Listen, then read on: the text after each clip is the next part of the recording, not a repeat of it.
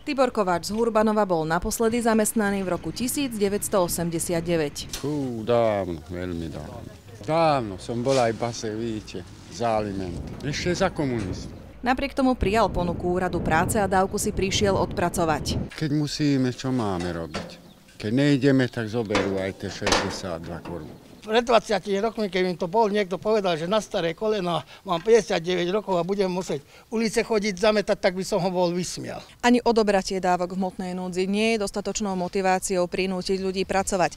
Ráno sa na aktivačných prácach hlási iba zlomok tých, čo by mali, a väčšinou ide o staršie ročníky. V Hurbanove prvotné obavy z toho, či nájdu prácu všetkým 160 poberateľom dávok v hmotnej núdzi, vystriedalo prekvapenie.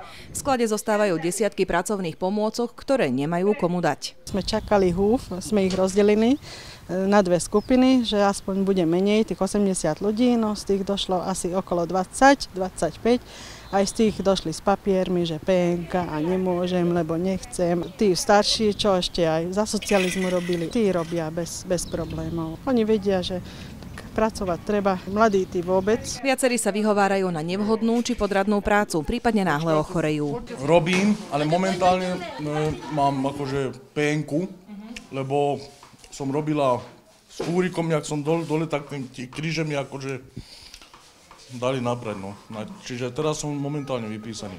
Krátkodobá práceneschopnosť nie je ospravedlnená a dávku si aj napriek tomu bude musieť po vyzdravení poberateľ odpracovať. Inak o ňu na mesiac príde. Už za necelý mesiac platnosti zákona odmietlo ponúknutú prácu 3700 poberateľov. Vyplácanie dávok im tak úrady na 12 mesiacov pozastavia.